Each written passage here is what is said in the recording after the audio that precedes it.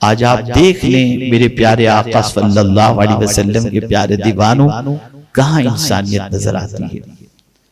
सिसक रही है इंसानियत, तड़प रही है इंसानियत। आइए इंसानियत को मैं कुरान की रोशनी में समझाऊं। दीन कितनी अजीम चीज है। अल्लाह के रसूल सल्लल्लाहु अलैहि वसल्लम ने अपने अल्लाह अज़्ज़ा व जल्ल ने अपने महबूब सल्लल्लाहु अलैहि वसल्लम से कैसे शख्स के बारे में फरमाया जो दीन को झुठलाता है। कौन है दीन को झुठलाने वाला? वो शख्स जो इंसानियत की सतह से गिर गया है। कौन? अराइतल्लज़ी युकज़्ज़िबु बिद्दीन, क्या आपने दीन झुठलाने वाले को देखा? फ़ज़ालिकल्लज़ी यदउल यतीम, जो यतीमों को धक्का देता है। यतीम को धक्का देने वाला इंसान इंसानियत की सतह से गिर जाता है। और यतीम की परवरिश करने वाला इंसान, हुजूर के फरमान के मुताबिक सरकार फरमाते हैं, कयामत के दिन यतीम की परवरिश करने वाला मुझसे इतना करीब होगा जितनी कि ये दो उंगलियां एक दूसरे के करीब हैं। आज क्या हो रहा है? आज जरा देख ले मुआशरे की सिचुएशन को, आज मुआशरे के हालात को देख ले, यतीमों के साथ सलूक को देख ले।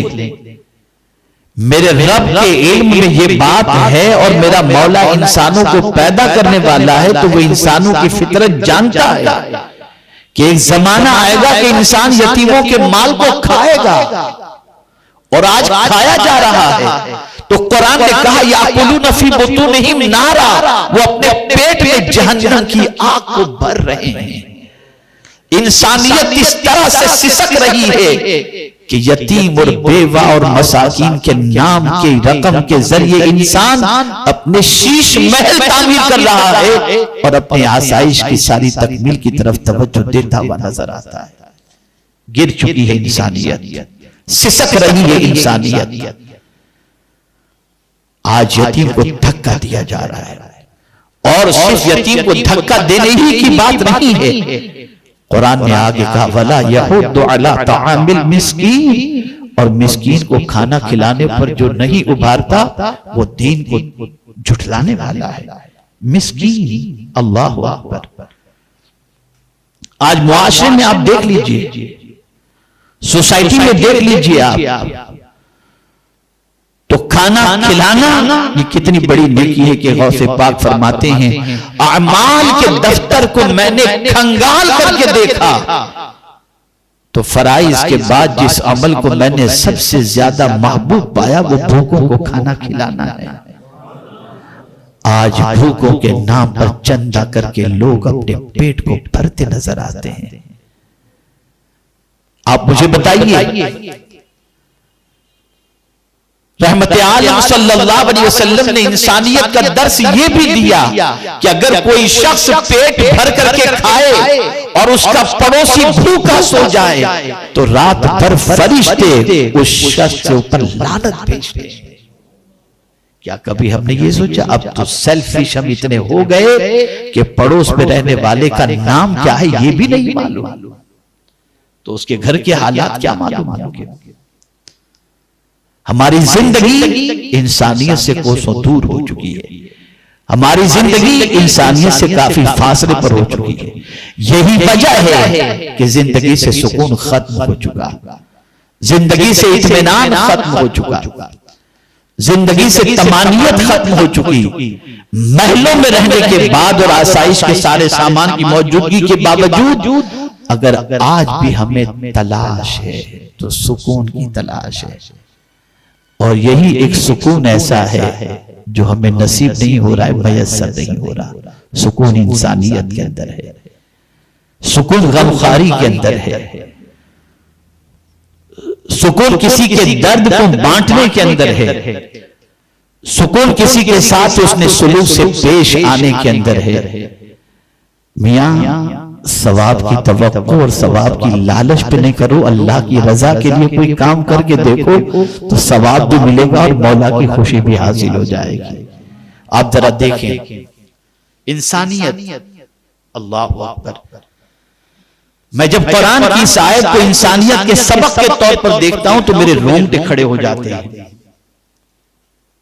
आपने बारहा सुना होगा, मुहर्रम की मजालिस में सुना होगा,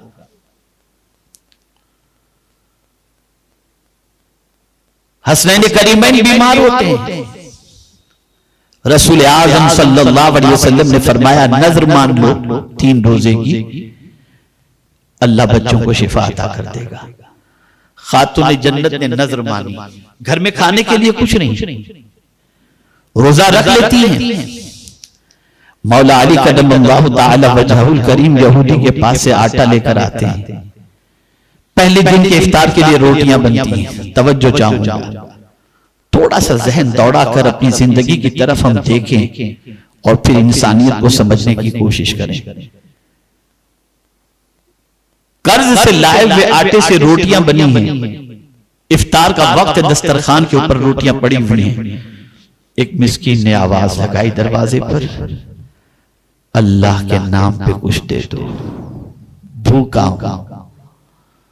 खातून जन्नत ने अपने बच्चों के सामने से भी रोटियां उठाई और खादिमा से फरमाया, जाओ, दरवाजे पर मिस्कीन आवाज लगा रहा है, वो हमसे ज्यादा शायद भूखा होगा, जाओ ये रोटियां उसे दे दो, आज हम पानी पीकर इफ्तार कर लेंगे। पानी पीकर इफ्तार कर लिया गया। दूसरे दिन रोजा रखा गया और दूसरे रोज भी मौला अली कदमल्लाहु ताला वजहुल करीम जो आटा लाए थे उससे रोटियां बनाई गई। जैसे ही इफ्तार का वक्त हुआ, यतीम ने आवाज लगाई दरवाजे पर, यतीम हूं, अल्लाह के नाम पे कुछ अता कर दो। रोटियां उठाई, दे दी गई। तीसरे रोज भी यही मसला हुआ। तीसरा रोजा, आखिरी रोजा, इफ्तार के लिए रोटियां मौजूद है, दरवाजे पर आवाज लगाएगी, अल्लाह के नाम पे कुछ दे दो, मैं असीर हूं, कैदी हूं। खातून जन्नत रज़ी अल्लाह तआला अन्हा ने वो रोटियां उठाई और दे दी। जानते हो आप, अब जो चीज समझने की वो मैं समझा रहा हूं। हम अगर करते तो शायद अखबार में देते, हम अगर करते तो अपने मोतक़िदीन से इसके गुण गनवाते। हम अगर करते इस तरीके से तो न जाने कितने सालों तक हमारे इस काम के खुतबे पढ़े जाते। और अगर खिलाया जिसको हमने, वो अगर थैंक यू न कहता, शुक्रिया न कहता, जज़ाकल्लाह न कहता, तो हम ये कहते कैसा जालिम इंसान है कि हम खुद भूखे रहकर इसको खिलाए, इसने शुक्रिया भी अदा नहीं किया। लेकिन ए खातून जन्नत, आपकी अज़मतों पर कुर्बान, जैसे ही वो खाने वाले भूखों ने कहा अल्लाह आपको जजा दे, हम आपका शुक्रिया अदा करते हैं, तो कुरान ने हजरत फातिमा के जुमले को महफूज कर लिया। कुरान कहता है कि खातून जन्नत ने कहा, इन्नमा नुतिमुकुम लिवजहिल्लाह ला नुरीदु मिनकुम जज़ाअन वला शुकूरा, कि मैंने ये खाना तो सिर्फ अल्लाह को राजी करने के लिए खिलाया है, न तुमसे बदला चाहिए, न शुक्र की मुझे कोई उम्मीद है। ये इंसानियत है, ये इंसानियत है। कहां इंसानियत? हम तो सामने वाले की प्लेट से भी हाथ हजम कर जाते हैं। हमारे दिल में किसी की तकलीफ का दर्द भी नहीं, एहसास भी नहीं, किसी की परेशानी का एहसास भी नहीं, किसी के गम का एहसास भी नहीं।